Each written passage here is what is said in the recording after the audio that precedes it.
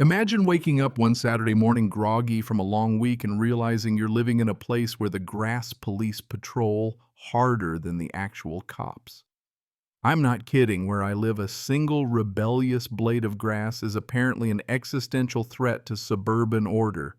And if there's a queen of this little kingdom, it's Karen. Clipboard scowl marching up my driveway in high heels like she's heading into the Supreme Court, ready to rule on the great crime of my slightly shaggy lawn. First time she ever came for me, I was just hoping for coffee on the porch with my old German Shepherd, but nope, Karen's voice was already echoing across my yard. Your lawn is 2 inches above regulation height. I hadn't even brushed my teeth yet. She delivered that line like she was reading me my Miranda rights. HOA guidelines require weekly mowing. If this happens again, you'll be fined. I almost laughed. I mean, it was June, it had rained all week, and honestly, I'd rather time my life by the sunrise than the speed of fescue growth. But you know how it is. You smile, say you'll handle it. Hope she moves on to harassing someone else. Rookie mistake. If you've ever dealt with a Karen, you know they don't want compliance, they want surrender. She came back the next week tapping her pen on her clipboard like a judge. You didn't trim the edges. Clippings are unsightly. The walkway grass should be flush. And just like that, my mailbox started filling up with official-looking HOA violation letters, $50, then $100, then threats of further action if I didn't rectify immediately. The thing was, it didn't stop with the grass. Suddenly, mowing at 10 a.m. was disruptive. My mower was too loud. Once she snapped a photo of my leaf blower, claiming it wasn't HOA-approved equipment. Seriously, she acted like I was running a chainsaw ring out of my garage.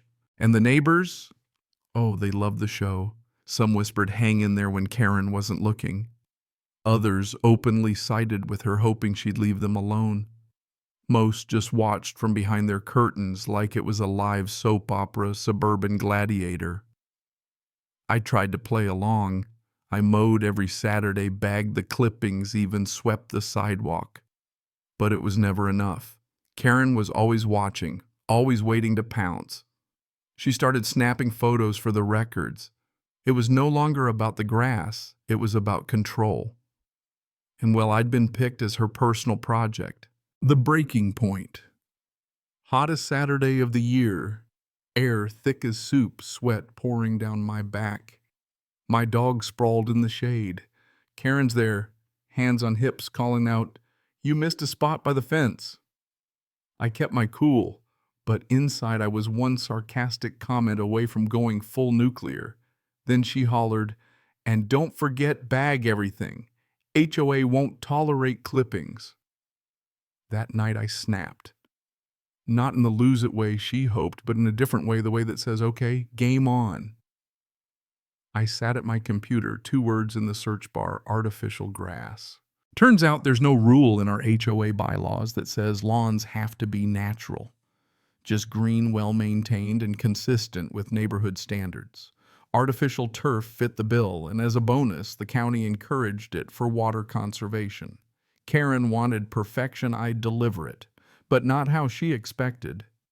I got quotes, found a top installer, and grinned like a mad scientist the whole way through. If you've ever faced a control freak, you know once they taste power, they never stop. Karen was no exception. I'd catch her peering from her window, snapping photos, even grilling my installer about what kind of sod was going down. The day the truck pulled up, she stormed out, sunglasses at half-mast, demanding, "What's this?" I just smiled. "Lawn upgrade." She blanched. The crew laid down emerald green turf so real you'd swear it was Augusta. Karen circled her face, pinched, muttering about community values. I was ready, bylaws in hand. "Show me where it says no artificial grass, Karen." "I'll wait." For the first time, she was speechless. She stormed off, and I watched her go, a smile stretching my face so wide my cheeks hurt. By that evening, my lawn looked magazine perfect. Neighbors gawked, some openly admiring, others shaking their heads like I'd committed heresy. Trevor from 2 doors down even said Karen's gonna lose her mind. Good. That was the point. Of course, Karen escalated. called an emergency HOA meeting, tried to whip up a frenzy. If we allow this, what's next? Plastic trees, inflatable houses. A few folks nodded along, but you could feel the tide turning. A mom with toddlers piped up. It looks nice. Honestly, I wouldn't mind not mowing every week. Karen's jaw dropped. She ranted about the spirit of the rules, but Doug, our numbers-obsessed treasurer, just shrugged. Spirit isn't legally enforceable. When Karen tried to tear up a corner of my turf, it didn't budge. Kids laughed, adults filmed, even my dog barked in approval. That night, the board sent out a statement, no violation found regarding synthetic turf. Translation, no one wanted to touch it. Karen, though, kept fighting. She fired off more letters, claimed my lawn caused dangerous glare, even accused me of endangering the local squirrel population. Each time I replied with county ordinances and a big old photo of my flawless yard. The best part, neighbors started calling my installer. Within weeks, my once radical turf was suddenly a trend. Karen's flyers about plastic panic ended up with doodles and jokes written on them. She was losing her grip, one blade of fake grass at a time. Then came her final act, slipping a letter under my door emergency rule. Synthetic turf now prohibited. Remove within 10 days or face daily fines.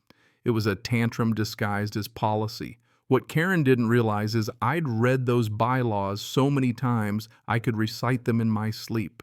No rule change could be applied retroactively, not without a supermajority and a specific waiver. I wrote "nice try" on her letter and slid it back under her door. Petty, sure. Satisfying, absolutely. At the emergency meeting, Karen ranted, citing obscure blogs and waving Zillow printouts. I stood up, presented county drought ordinances, the exact wording of our bylaws, and my trump card, a letter from the county. Congratulations, you're approved for a water-saving rebate. That got a real reaction. But then came the twist. Turns out Karen's brother owned the mowing company that had our HOA contract. More mowing, more inspections, more money for her family. The room went cold. Even the board president looked like she'd swallowed a lemon. In the end, the board voted synthetic turf allowed if it meets standards. Existing installations, mine included, grandfathered in. Karen lost her compliance chair seat. The neighbors started swapping mowing stories for installer numbers, and I got my Saturdays back. Karen tried one more time, catching me late one night. You think you won, but her voice was small, tired. I didn't want a war, Karen, I told her. I just wanted to be left alone. She just nodded and walked away, the fight finally out of her. Life in the neighborhood changed. Kids played without fear of Karen's whistle. The HOA partnered with the county on a WaterWise pilot. Rebates rolled in, and my front yard, once a battlefield, was now the trendsetter for peace. Sometimes the things that steal our joy are small, an overgrown patch of grass, a petty rule, a person who can't stand to see you content. But standing up, finding the loophole, flipping the script, that's where you reclaim your life. So here's my question. Who's the Karen in your life? Was it grass garbage cans or something even pettier? Drop your story in the comments below. And hey, if you enjoyed this drama and want more stories of HOA madness and sweet revenge, you know what to do. Subscribe, hit the bell, and share your wildest HOA tale. Because in the end, Karen might win a few battles, but with a little grit, a little creativity, and the courage to stand your ground, you get your peace back. And sometimes that's the most satisfying victory of all.